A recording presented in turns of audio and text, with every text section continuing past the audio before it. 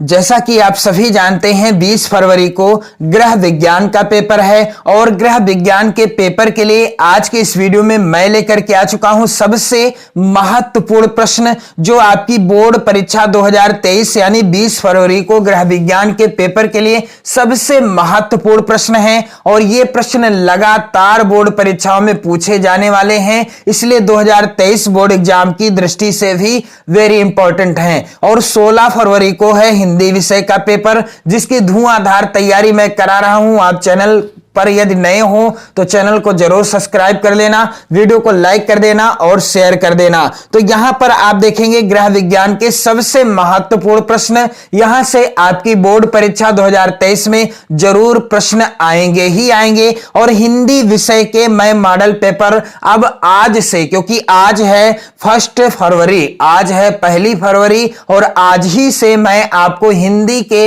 Model paper provide करा रहा हूं, साथ ही साथ सॉल्व भी करा रहा हूं, जहां से आपकी बोर्ड परीक्षा में प्रश्न जरूर बनेंगे। तो आप चैनल के साथ बने रहें और वीडियो को शेयर करते रहें। तो यहां पर ग्रह विज्ञान का वेरी इंपॉर्टेंट प्रश्न है, कह रहा है बचत के 4 मुख्य उद्देश्य बताइए। बचत के 4 मुख्य उद्देश्य बताइए। तो यहां पर आप देखेंगे पहला उद्देश्य क्या है, वृद्धावस्था में आर्थिक सुरक्षा, दूसरा उद्देश्य है बच्चों के विवाह में सहायता और तीसरा उद्देश्य है आकस्मिक व्यय को पूरा करना, चौथा उद्देश्य है आरामदायक आवश्यकताओं की पूर्ति में सहायक। तो बचत के 4 उद्देश्य क्या हैं? वृद्धावस्था में आर्थिक सुरक्षा की दृष्टि से बचत करना काफी ज्यादा उपयोगी होता है। बच्चों के विवाह में सहायता के लिए बचत करना भी बचत का एक मुख्य उद्देश्य है। आकस्मिक व्यय को पूरा करना यानी अचानक जो खर्चा आ जाता है इसके लिए भी बचत करना बहुत ही आवश्यक है और यह बचत का उद्देश्य भी है। आरामदायक आवश्यकताओं की पूर्ति में भी सहायक होता है। बचत यदि आपने की है तो आरामदायक आवश्यकताओं की पूर्ति में भी सहायता मिलेगी। तो बचत के 4 मुख्य उद्देश्य मैंने आपको बता दिए हैं। सभी महत्वपूर्ण प्रश्न हैं इस वीडियो के, वीडियो को शेयर जरूर कर देना। और मैं आपके लिए बहुविकल्पी प्रश्न, जी हां, ग्रह विज्ञान के जितने भी बहुविकल्पी प्रश्न हैं सभी से रिलेटेड वीडियो प्रोवाइड करा चुका हूं, आप चैनल की प्लेलिस्ट में देख लीजिए। और जल्द ही मैं आपके लिए दीर्घोत्तरी प्रश्नों की वीडियो भी लेकर के आने वाला हूं, दीर्घोत्तरी प्रश्न, तो आपकी तैयारी एकदम बेहतर होने वाली है। तो आप चैनल के साथ बने रहें। अगला प्रश्न वेरी इंपॉर्टेंट है, कह रहा है चेक कितने प्रकार के होते हैं? चेक कितने प्रकार के होते हैं? पहला है यहां पर साधारण या वाहक चेक, दूसरा चेक होता है रेखांकित चेक, तीसरा चेक होता है उपहार चेक और चौथा है चेक ट्रैवलर चेक। तो चेक कितने प्रकार के होते हैं? चेक 4 प्रकार के होते हैं। पहला है साधारण या वाहक चेक, दूसरा है रेखांकित चेक, तीसरा है उपहार चेक और चौथा है ट्रैवलर चेक।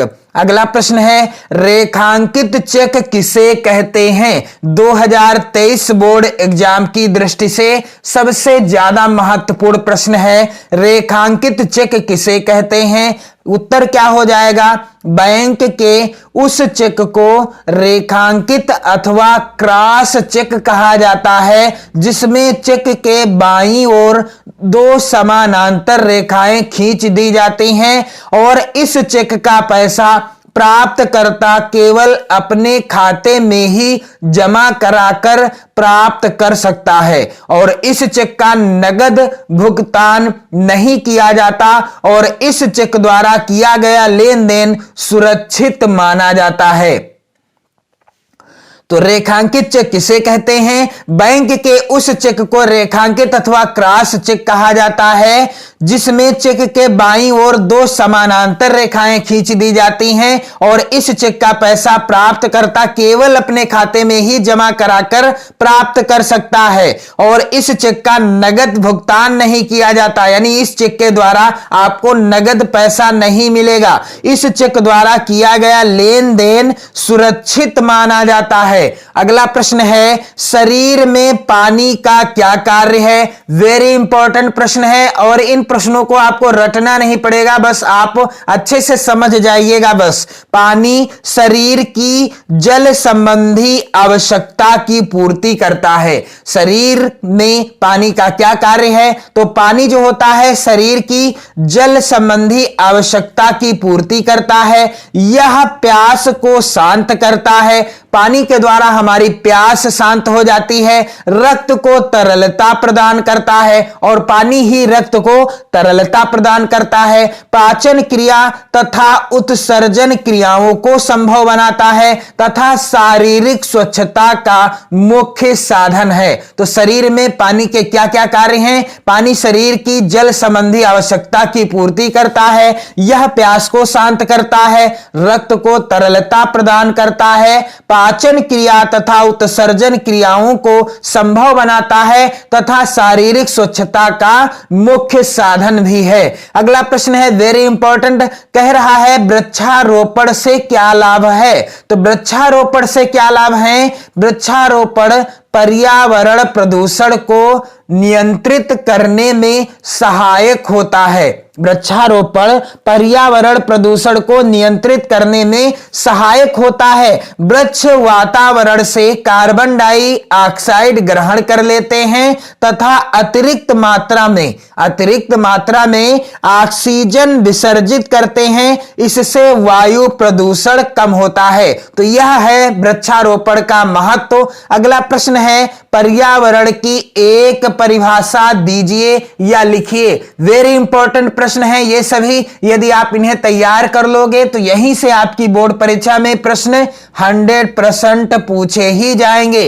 अगला प्रश्न क्या है? पर्यावरण की एक परिभाषा लिखिए। तो जिस बर्ट के अनुसार पर्यावरण वह कुछ भी है जो किसी वस्तु को चारों ओर से घेरे हुए है तथा उस पर प्रत्यक्ष प्रभाव डालता है। पर्यावरण वह कुछ भी है जो किसी वस्तु को चारों ओर से घेरे हुए है और उस पर अपना प्रत्यक्ष प्रभाव भी डालता है। क्या कहलाता है? पर्यावरण कहलाता है। अगला प्रश्न है यहां पर, कूड़े करकट के निस्तारण की मुख्य विधियों का उल्लेख कीजिए। यदि कूड़े करकट का निस्तारण करना है तो इसके लिए कौन कौन सी विधियां अपनाई जा सकती हैं? पहली विधि है कूड़े को जलाकर नष्ट करना।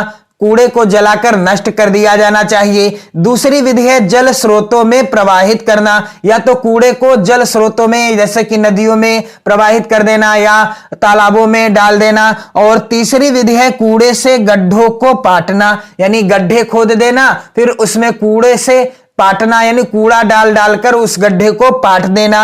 छटाई द्वारा कूड़े का उपयोग, और छटाई के द्वारा कूड़े का उपयोग भी करना। अगला है खाद बनाना, तो खाद बनाने के द्वारा भी कूड़े का निस्तारण किया जा सकता है। अगला प्रश्न यहां पर है, संक्रामक रोग किसे कहते हैं? तो जो रोग रोगाणुओं के माध्यम से एक व्यक्ति या प्राणी से दूसरे व्यक्ति या प्राणी को लग जाते हैं उन्हें संक्रामक रोग कहा जाता है। वह रोग जो रोगाणुओं के माध्यम से एक व्यक्ति या प्राणी से दूसरे व्यक्ति या प्राणी को लग जाते हैं उन्हें क्या कहा जाता है? संक्रामक रोग कहा जाता है। अगला प्रश्न कह रहा है, कपड़ा काटने से पहले इसे नाप लेना क्यों आवश्यक है? सभी महत्वपूर्ण प्रश्नों को ही मैंने इस वीडियो में सम्मिलित किया है, तो काफी ज्यादा इंपॉर्टेंट है आज का यह वीडियो आप सभी के लिए। इन प्रश्नों को यदि आप तैयार कर लेंगे तो यहीं से आपकी बोर्ड परीक्षा में प्रश्न पूछे जाएंगे। जैसा कि मैंने आपको अभी बताया था,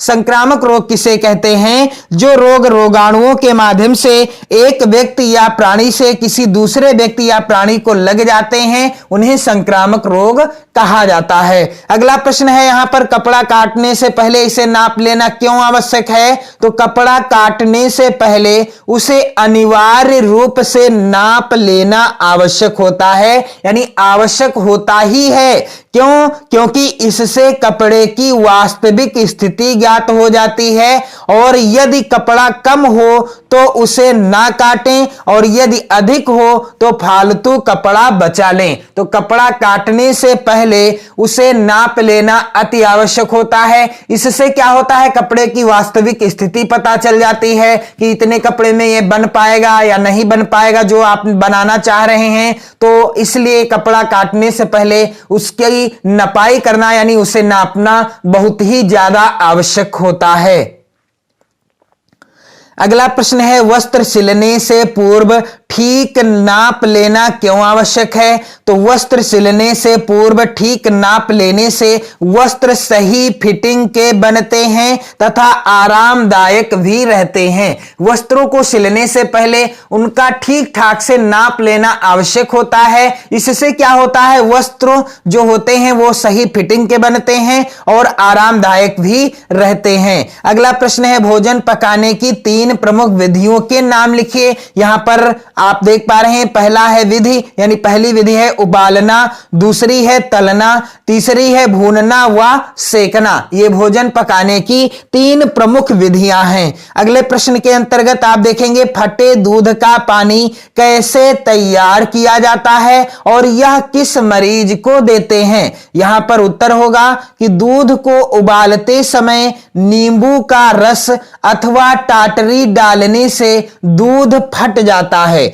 दूध को उबालते समय नींबू का रस अथवा टाटरी डालने से क्या होता है, दूध फट जाता है, और स्वच्छ कपड़े में छानने से फटे दूध का पानी प्राप्त किया जा सकता है। और उस फटे हुए दूध को स्वच्छ कपड़े में यदि आप छानेंगे तो आपको फटे दूध का पानी प्राप्त हो जाएगा, और यह टाइफाइड के मरीज को दिया जाता है। यानी फटे दूध का पानी किसे दिया जाता है, टाइफाइड के मरीज को दिया जाता है। अगला प्रश्न वेरी इंपॉर्टेंट है, कह रहा है रोगी को किस प्रकार का भोजन देना चाहिए? रोगी को किस प्रकार का भोजन देना चाहिए? तो रोगी को रोग की प्रकृति को ध्यान में रखते हुए आहार देना चाहिए। यानी रोगी को जिस प्रकार का रोग है उसी रोग के अनुसार ही भोजन या आहार देना चाहिए। रोगी का आहार पौष्टिक तथा सुपाच्य होना चाहिए। रोगी का आहार कैसा होना चाहिए?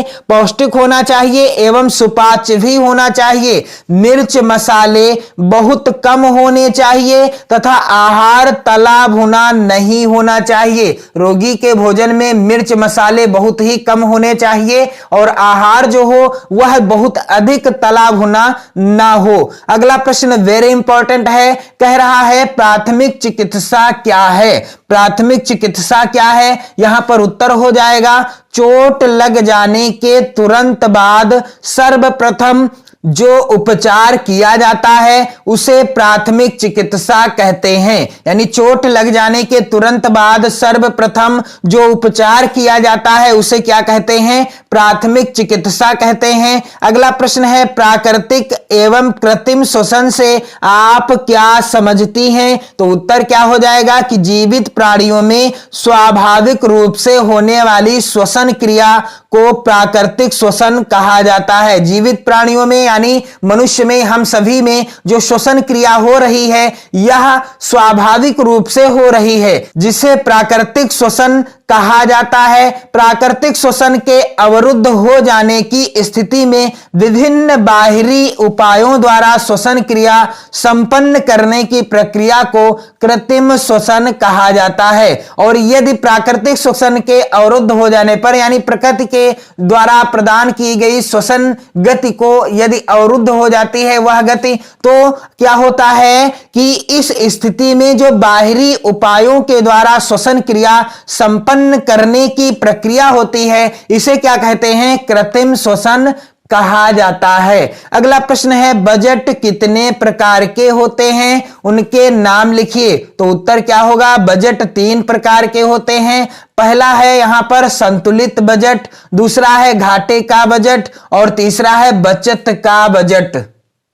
अगला प्रश्न है वाहक चेक किसे कहते हैं, इसके लाभ बताइए। तो वाहक चेक उस चेक को कहते हैं जिसे ले जाकर कोई भी व्यक्ति बैंक से नगद पैसे ले सकता है। वाहक चेक उस चेक को कहा जाता है जिसे ले जाकर के कोई भी व्यक्ति बैंक से पैसे नगद रूप से प्राप्त कर सकता है। इस प्रकार का चेक अपने किसी भी विश्वसनीय व्यक्ति को देकर बैंक से धन निकलवाया जा सकता है। यानी वाहक चेक के द्वारा आप किसी के माध्यम से भी, यानी जो आपका विश्वसनीय है उसके माध्यम से भी आप पैसा निकाल सकते हो। इसके बाद अगला प्रश्न है यहां पर राष्ट्रीय बचत पत्र क्या है। उत्तर क्या होगा कि राष्ट्रीय बचत पत्र डाकघर द्वारा चलाई जाने वाली एक महत्वपूर्ण योजना है। वर्तमान समय में इस योजना का मात्र एक ही प्रकार है और यह 5 वर्षीय योजना है। कितने वर्ष तक हो रहती है?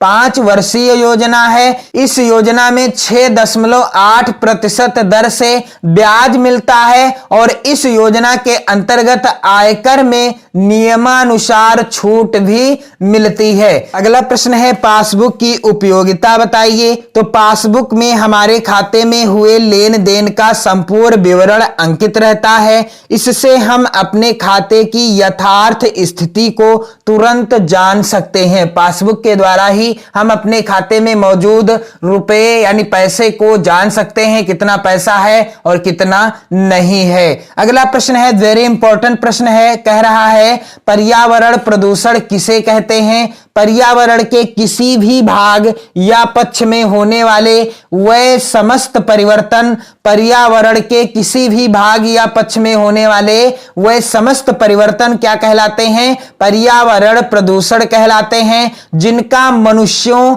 प्राणियों एवं वनस्पतियों पर प्रतिकूल प्रभाव पड़ता है। तो आप वीडियो को जरूर शेयर कर दें और 2023 बोर्ड एग्जाम की बेहतर तैयारी के लिए चैनल के साथ जुड़िए। जय हिंद।